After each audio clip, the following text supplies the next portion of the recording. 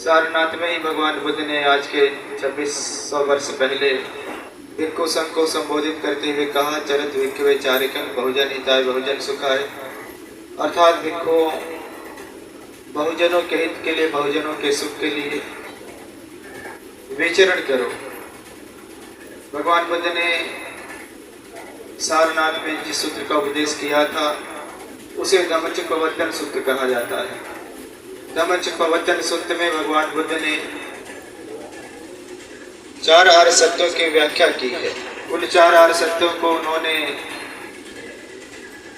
8 भागों में विभाजित किया, उसे आर्य अष्टांगिक मार्ग कहते हैं। आर्य अष्टांगिक मार्ग को ही उन्होंने 3 भागों में विभाजित किया, संक्षिप्त किया, उसे शील समाधि प्रज्ञा कहते हैं। शील अनुशासन का है, समाधि मन की एकाग्रता और विपස්සना आदि को कहा जाता है, प्रज्ञा दुख मुक्ति के मार्ग को कहा जाता है। बुद्ध ने कहा कि जब जीवन अनुशासित होता है, शीलवान होता है, तो व्यक्ति का मन एकाग्र होता है, मन प्रसन्न होता है, मन शांत होता है। और जब व्यक्ति का मन शांत हो जाता है, प्रसन्न हो जाता है, एकाग्र हो जाता है, तो उसे ज्ञान प्राप्त होने लगता है। जब व्यक्ति को ज्ञान प्राप्त होने लगता है, प्रज्ञा उत्पन्न होने लगती है, तो व्यक्ति अपना भी दुख दूर करता है, परिवार का दुख दूर करता है, समाज का भी दुख दूर कर देता है। कहा कि जब व्यक्ति अनुशासित नहीं होता है, शीलवान नहीं होता है, तो उसका मन एकाग्र नहीं होता है, मन शांत नहीं होता, मन प्रसन्न नहीं रहता। और जिस व्यक्ति का मन शांत न हो, प्रसन्न न हो, एकाग्र न हो, उस व्यक्ति को कभी ज्ञान प्राप्त नहीं हो सकता, दुख मुक्ति का मार्ग नहीं बन सकता।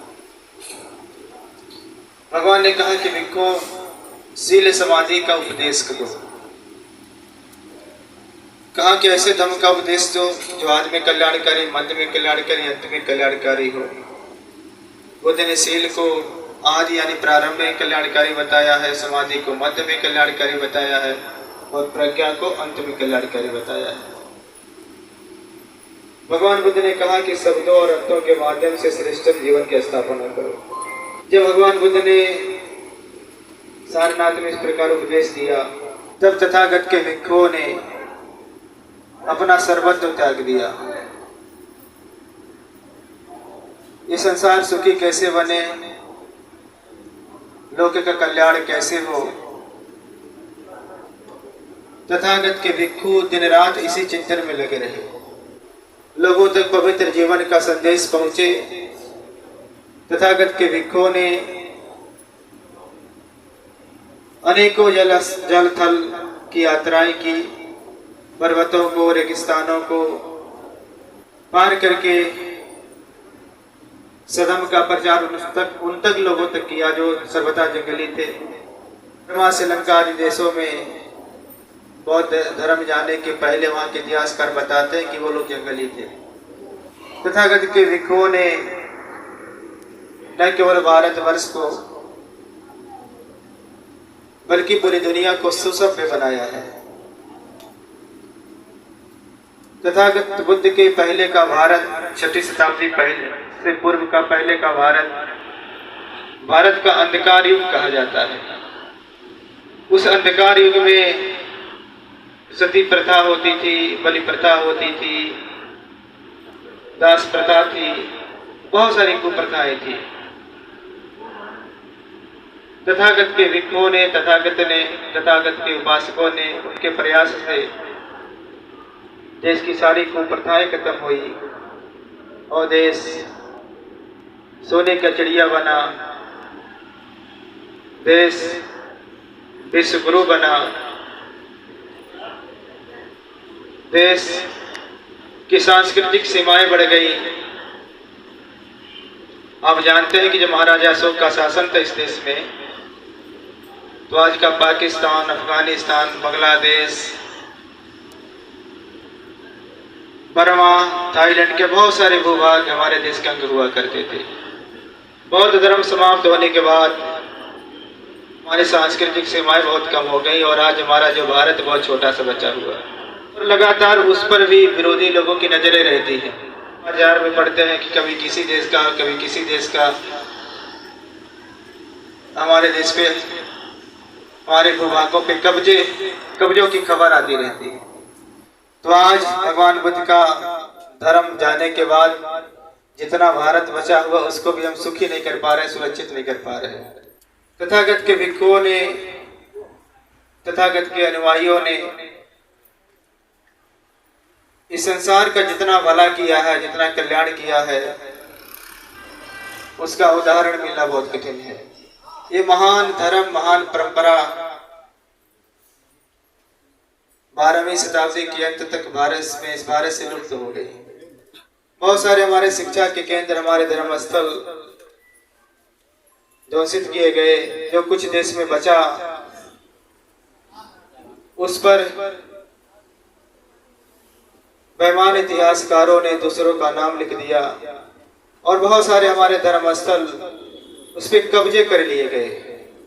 आज भी देश में बहुत सारे हमारे धर्म स्थल हैं, बहुत उपेक्षित पड़े हुए हैं, उनका कोई नाम लेने वाला नहीं है, उनका कोई सुध लेने वाला नहीं है। कभी कभी मैं सोचता हूँ, जिस महापुरुष ने भारत में जन्म लिया, जिस महापुरुष ने भारत में धम्मचक्र चलाया, जिस महापुरुष ने भारत में ज्ञान प्राप्त किया, जिस महापुरुष ने भारत में अपना महापरिनिर्वाण प्राप्त किया, जिस महापुरुष के कारण भारत सोने की चिड़िया बना, जिस महापुरुष के कारण भारत विश्व गुरु बना, जब उनके जीवन से कोई पर्व उत्सव आता है या जो उनसे संबंधित धर्मस्थल है या कोई स्थान है, तो उपेक्षित क्यों है? तो ये सब सोच करके दुख होता है। लेकिन इधर पूज्य भिक्षु संघ और आप उपासक उपासिकाओं की जागृति के कारण, चेतना के कारण अब लगातार बौद्ध धर्म, बौद्ध शिक्षाएं विस्तार ले रही हैं। आज परम पूज्य बाबा साहब डॉक्टर अम्बेडकर के धम्म क्रांति के प्रभाव से पूरे देश में जाता रहता हूँ, देख रहा हूँ, देश का कोई राज्य नहीं है, यहाँ तक कि राज्यों के कोई मंडल नहीं है, यहाँ तक कि मंडलों के कोई जिले नहीं हैं, यहाँ तक कि जिलों के कोई तहसीलें नहीं हैं, यहाँ तक कि तहसीलों के कोई ब्लॉक नहीं है, यहाँ तक कि ब्लॉकों के कोई ग्राम सभा नहीं है, यहाँ तक कि अब किसी भी ग्राम सभा को कोई गांव ही नहीं बचा है जहाँ तथागत बुद्ध और बाबा साहब और अशोक कनवाई ने रहता है। देश में लगभग हर गांव में रह रहे हैं और लगातार सम्मेलन हो रहे हैं, लगातार संगोष्ठियां हो रही हैं। यहाँ तक कि विश्वविद्यालयों में अब बुद्ध वचन पढ़ाए जा रहे हैं। तथागत बुद्ध, अशोक, अम्बेडकर और जो बहुजन महापुरुष के लोग महापुरुष हुए हैं, उन लोगों के नाम से देश में लाखों संगठन काम कर रहे हैं। आज डॉक्टर बाबा साहब अम्बेडकर के अनुयायी इस देश में लाखों की संख्या में डॉक्टर है, लाखों की संख्या में इंजीनियर है, लाखों की संख्या में बिजनेसमैन है और लाखों की संख्या में कर्मचारी से लेकर के अधिकारी है जो राष्ट्र निर्माण में अपना योगदान दे रहा है। और न केवल कर्मचारी है बल्कि प्राइमरी से लेकर के विश्वविद्यालय में अध्यापन का कार्य कर रहा है। और न केवल अध्यापन कर रहा बल्कि बाबा साहब के जो बच्चे हैं, भारत तो छोड़ दीजिए, दुनिया का कोई भी अच्छा विश्वविद्यालय नहीं होगा जिसमें अध्ययन नहीं कर रहा है।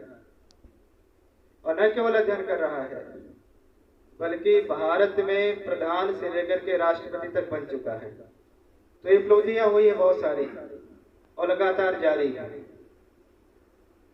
ये जन जागरण का कार्य चल रहा है। लगभग सारे दिशाओं में, सारे क्षेत्रों में स्थिति है। थोड़ा बहुत धर्म के क्षेत्र में स्थिति थोड़ी सी कमजोर पड़ी थी। हम लोगों ने इधर जो हमारी परंपराएं लुप्त हो गई थी, जो हमारी संस्कृतियां लुप्त हो गई थी,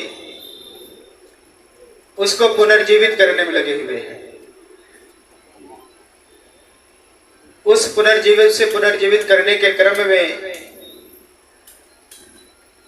भगवान बुद्ध ने जो चरत भिक्खवे चारिकं भोजन हिताय भोजन सुखाय का उपदेश दिया था, उसको चरितार्थ करने में लगे हैं।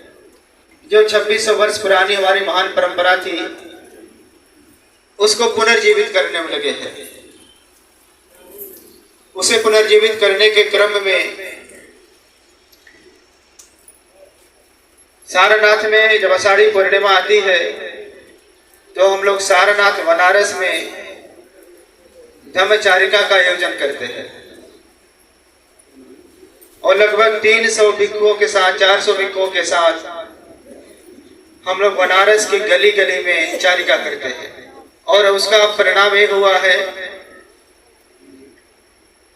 बनारस जो कभी किसी का गढ़ हुआ करता था, बनारस में अब वो गढ़ टूटने लगा है और बहुत अच्छे से टूटने लगा है। भगवान बुद्ध आषाढ़ी पूर्णिमा को सारनाथ में आए थे, सारनाथ में, और कार्तिक पूर्णिमा को सारनाथ से गए थे। जब कार्तिक पूर्णिमा का आयोजन हम लोग कर लेते हैं सारनाथ में, हम लोग सारनाथ से किसी बड़े धर्मस्थल की यात्रा करते हैं और उस धर्म यात्रा का जो उद्देश्य होता है वो भोजन हिताय भोजन सुखाय का ही होता है। उसी उद्देश्य से ओतप्रोत होकर के हम लोग 2 साल पहले सारनाथ से श्रावस्ती की पदयात्रा किए थे। लगभग 400 किलोमीटर की पदयात्रा किए थे और वो पहली बार पदयात्रा थी। हम लोगों को भी बहुत सारे आइडिया नहीं थे, जो आयोजक लोग थे उनको भी बहुत सारा कुछ पता नहीं था। बस एक संकल्प था कि सारनाथ से धम्म प्रचार करते करते श्रावस्ती जाना है। श्रावस्ती जाने में सारनाथ से लगभग 16 दिन लगे थे और 16 दिनों में हम लोगों ने हजारों गांव को कवर किया हुआ था, कई जिले कवर किए थे और पहली यात्रा का बहुत सारा अनुभव हो गया। तो पिछले साल हम लोगों ने सारनाथ से कपिलवस्तु और कपिलवस्तु से लोमनी की पदयात्रा की है। वो भी लगभग 300-400 किलोमीटर की पदयात्रा थी और उस पदयात्रा को पूरा करने में 19 दिन लगा। उस पदयात्रा में भी लगभग हम लोग लाखों गांव को कवर करते हुए गए, उपदेश करते गए। और इस बार हम लोग आषाढ़ी कार्तिक पूर्णिमा के बाद 16 तारीख को हम लोग सारनाथ से अपनी धम्मचारिका पदयात्रा करते हुए हम लोग सारनाथ से गाजीपुर, गाजीपुर से बलिया, बलिया से देवरिया, देवरिया से गोरखपुर, गोरखपुर से महाराजगंज और महाराजगंज से हम लोग वापस जा रहे हैं। पिछले यात्रा में हम लोग राजकुमार सिद्धार्थ के राजधानी को लिया हुआ था, कपिलवस्तु को लिया हुआ था, उनके राजमहल को लिया हुआ था और इस बार अपनी पदयात्रा में उनके हम लोग ननिहाल को शामिल कर रहे हैं। और आप ये भी जानते हैं कि महाराजा सुधोधन की शादी देवोदय में हुई थी और माता महामाया देवोदय की रहने वाली थी। माता प्रजापति गौतमी जो जिन्होंने उनका लालन पालन किया हुई देवोदय की रहने वाली थी और राजकुमार सिद्धार्थ की जो जीवन संगनी थी माता यशोधरा, वो भी आपके देवोदय की रहने वाली थी। तो ये मातृ कुल है, ये महाराज की धरती, ये मातृ कुल तथागत बुद्ध के का मातृ कुल है। और मुझे बड़ी प्रसन्नता हो रही है कि हाँ, कई वर्गों के लोग शामिल हैं। यहाँ यादव जी बैठे हुए हैं, इनको देख करके प्रसन्नता हो रही कि महाराजा जो है माता जो सुजाता है, जिसका खीर खाकर भगवान ज्ञान प्राप्त किए, जिन्हीं के वंश की हैं, ये उनके वंश के रहने वाले हैं। और यहाँ बहुत सारे पटेल लोगों के नाम अभी हमने सुने हैं। ये पटेल ही एक कोली है, कुर्मी ही कोली है, और एक कुर्मी उस समय का क्षत्रिय है, यही क्षत्रिय है, इसी को खत्तिय कहा गया। और आज भी एक खत्तिय है, पहले भी खत्तिय थे। और इस समय जिनको क्षत्रिय कहा जाता है वो क्षत्रिय उतरे नहीं है, वो तो राजपूत है, और राजपूत का इतिहास बहुत खराब है। मुझे कहना तो नहीं चाहिए, लेकिन चूंकि प्रसंग आया है, ऐसा एक व्यवस्था कहती है कि 21 बार उन्होंने क्षत्रियों को इस धरती से समाप्त किया है।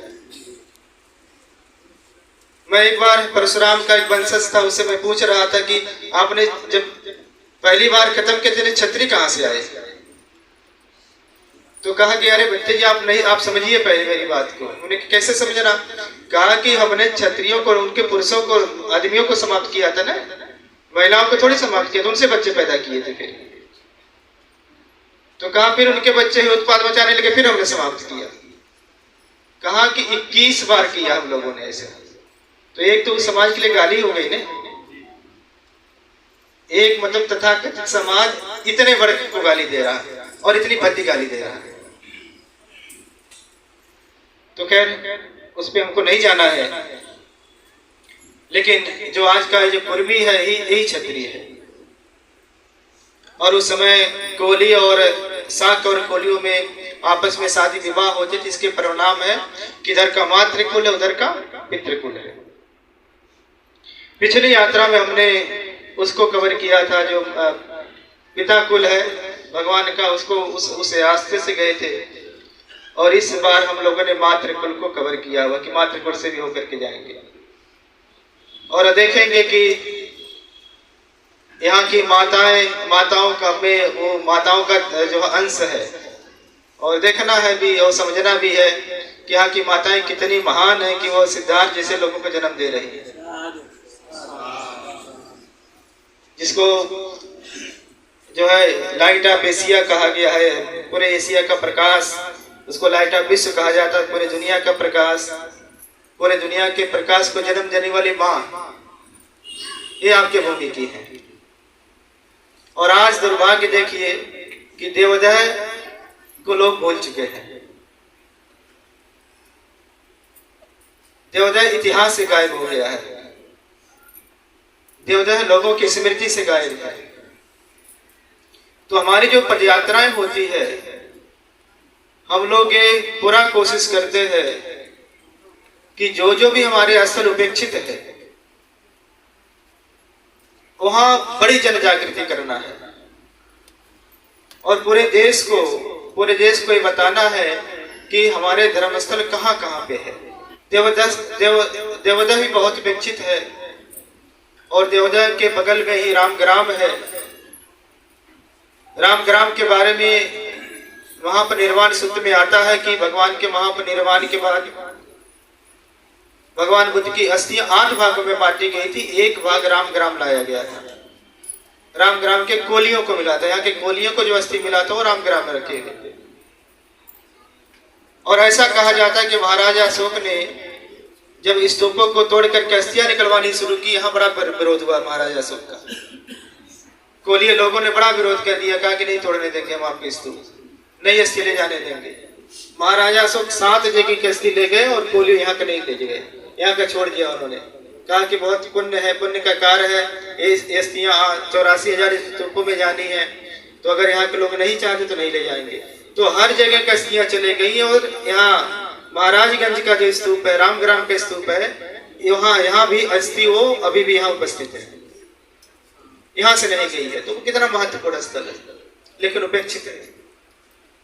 तो हम लोगों ने ये संकल्प लिया कि जो सारनाथ के लोग हैं या जो सोशल मीडिया का युग है, बहुत सारे दूसरे प्रदेशों के लोग भी, दूसरे देशों जिलों के लोग भी पदयात्रा में शामिल होंगे, तो उनको भी पता चले कि हमारा देवोदय कहाँ, हमारा रामग्राम कहाँ है और हमारा कुशीनगर कहाँ है।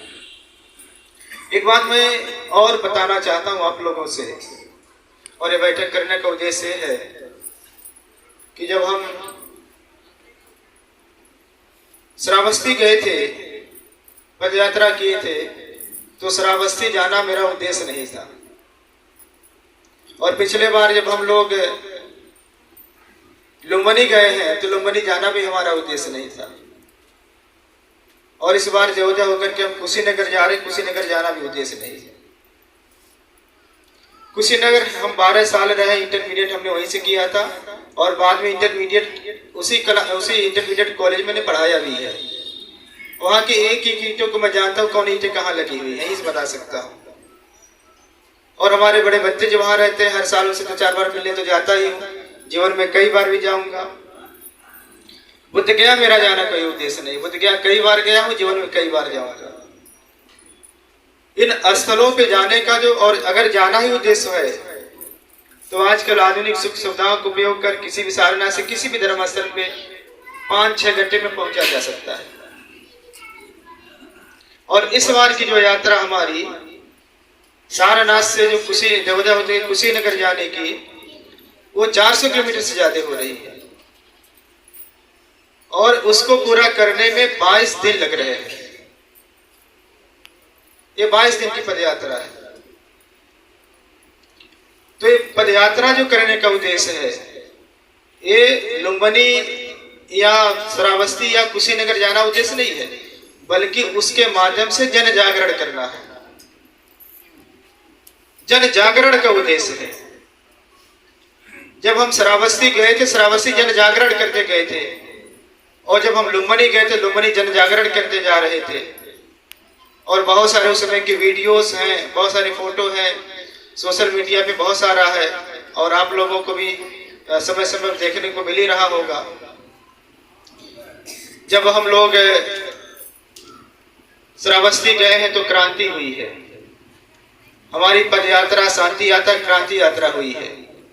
लुम्बिनी गए तो लुम्बिनी भी क्रांति यात्रा हुई है। हम लोग जिन गांवों से गए हैं, गांव वाइब्रेट हुए हैं।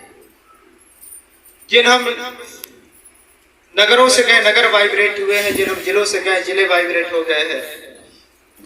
और जब वो पदयात्राएं चलती है, हजारों लोग ये पदयात्राओं में चलते हैं, तो ऐसा लगता है कि पूरा क्षेत्र बुद्धमय हो गया है।